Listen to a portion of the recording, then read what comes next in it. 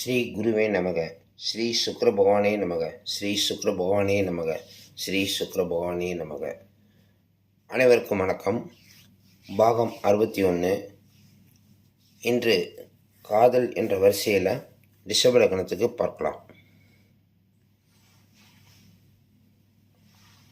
ரிஷப லக்னம்னு எல்லா ஜாதகத்துலேயும் ரிஷப லக்னம் இந்த தரம் தான் லக்னம்னு இருக்கும். இந்த லக்னத்துக்கு இந்த இடத்தில், அதாவது 9வது இடத்தில், ரிஷப லக்னத்துக்கு மட்டும்தான். ரிஷப லக்னத்துக்கு 9வது இடத்தில் நேற்றைய பதிவில் மேஷ லக்னத்துக்கு பார்த்தோம். இன்றைய பதிவில் ரிஷப லக்னத்துக்கு பார்க்கலாம். இப்படி ஒவ்வொரு லக்னத்துக்கும் தனித்தனியாக தான் அந்த அமைப்பு கிடைக்கும். ஓகேங்களா? சரி, ரிஷப லக்னத்துக்கு 9வது இடத்தில் இந்த இடம் நல்லா பார்த்துக்குங்க. இந்த இடத்துல எந்த கிரகம் இருந்தால், எந்த நட்சத்திரத்தில் பிறந்தால் காதல் வரும் அப்படிங்கிற இதை விரிவாக பார்க்கலாம். ஓகேங்களா? பூசம், அனுசம், உத்திரட்டாதி இந்த நட்சத்திரத்தில் இருந்து இங்கே கிரகம் இல்லை என்றாலும் காதல் வரும். இங்கே கிரகமே இல்லை அப்படின்னு வச்சுக்கோங்களேன். இந்த இதில் 9 கிரகத்தில் எந்த கிரகம் இருந்தாலும், சூரியன், சந்திரன், செவ்வாய், புதன், குரு, சுக்கிரன், சனி, ராகு, கேது, பூசம், அனுசம், உத்திரட்டாதி இந்த ரிஷப லக்னமாக இருக்கணும், இந்த நட்சத்திரமாக இருக்கணும். அங்கே இந்த கிரகங்களில் எந்த கிரகம் இருந்தாலும் இங்கே கிரகம் இல்லை என்றால் காதல் வரும். அதே நேரத்தில் இங்கே ஒரு கிரகம் இருக்குது அப்படின்னா, இங்கே சூரியன் இருக்கிறாருன்னு வச்சுக்கோங்க. சூரியன் இருந்தால்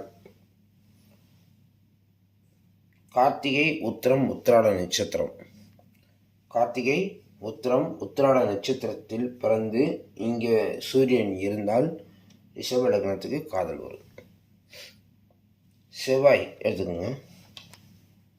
அவர் செவ்வாய் இந்த இடத்தில் இருந்து மிருகசீரிஷம், சித்திரை, அவிட்டம் இந்த நட்சத்திரங்கள் இருந்தால் காதல் வரும்.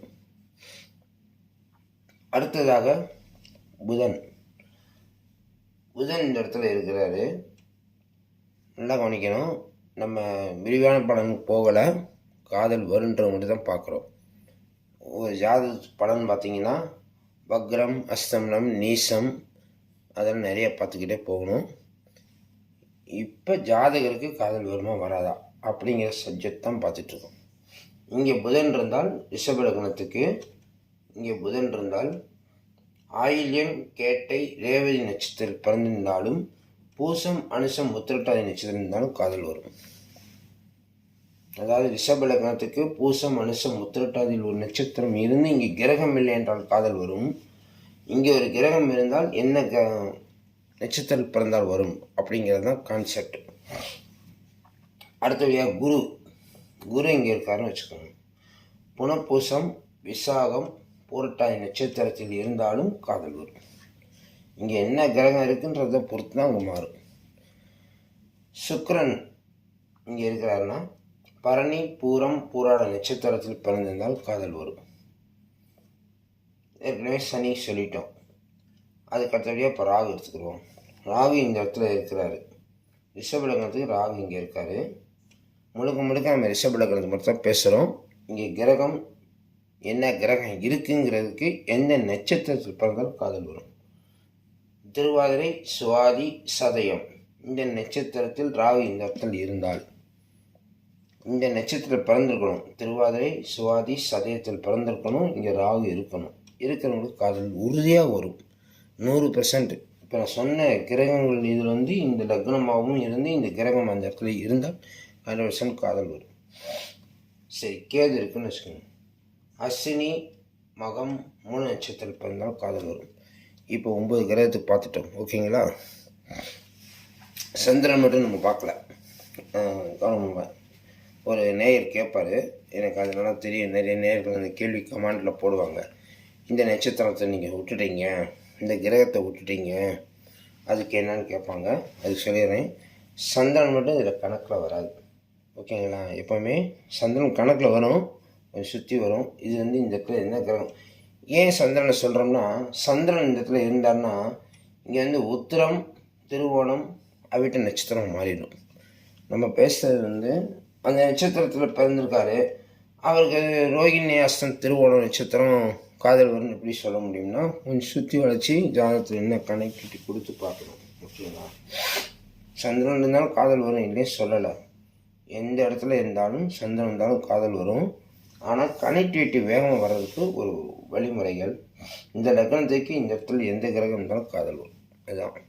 அப்போ அப்படி வரும்போது அவர்களுக்கு எந்த நட்சத்திரம் பிறந்திருக்காங்கன்றத முக்கியமான உள்ள ஒரு பார்க்கக்கூடிய விஷயம்.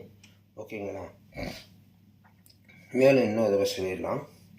ரிஷப லக்னத்துக்கு ரிஷப லக்னம் லக்னத்தில் கிரகம் இருக்குது இல்லை, அது அந்த அர்த்த சத்து. இந்த இடம் தான் காதல் வரக்கூடிய இடம். ரிஷப லக்னத்துக்கு இந்த இடம் காதல் வரக்கூடிய இடம். இந்த ராசி கட்டம் சனி பகவானுடைய இடம். அவருடைய நட்சத்திரமான பூச மனுஷன் முத்திரட்டாதி இருந்தாலும் இங்கே கிரகம் இல்லாமல் இருந்து இங்கே இருந்தால் காதல் வரும் அப்படிங்கிறது. சூரியன் இருந்தால் கார்த்திகை உத்திரம் உத்திராடம், செவ்வாய் இருந்தால் மிருகசீரிசம் சித்திரை அவிட்டம், புதன் இருந்தால் ஆயில்யம் கேட்டை ரேவதி, குரு இருந்தால் புனப்பூசம் விசாகம் புரட்டாதி, சுக்கிரன் இருந்தால் பரணி பூரம் பூராடம், சனி இருந்தால் நேரடியாகவே வந்துடும், பூச மனுஷம் உத்திரட்டாதியில் இருந்தாலும் வரும். ராகு இருந்தால் திருவாதிரை சிவாதி சதயம், கேது இருந்தால் அஸ்வினி மகம் மூலம். இந்த நட்சத்திரத்தில் பிறந்தவர்களுக்கு இந்த இடத்துல இருக்க கிரகம் காதலை கொடுக்கும் என்று கூறிக்கொண்டு அடுத்த பதிவில் மிதுன லக்னத்துக்கு பார்க்கலாம். உங்கள் ஜாதகத்தில் இந்த அமைப்பு இருந்தால் ஆமாம் இருக்குன்னு கமெண்ட் பண்ணுங்கள், இல்லை உங்கள் சந்தேகத்தையும் கமெண்ட் பண்ணலாம். இந்த சேனலை சப்ஸ்கிரைப் பண்ணிவிட்டு பாருங்கள். அடுத்தடுத்த பதிவில் என்னுடைய வீடியோக்கள் வந்து கொண்டே இருக்கு என்று கூறிக்கொண்டு அடுத்த பதிவில் மிதுன லக்னத்துக்கு பார்க்கலாம். நன்றி, வணக்கம்.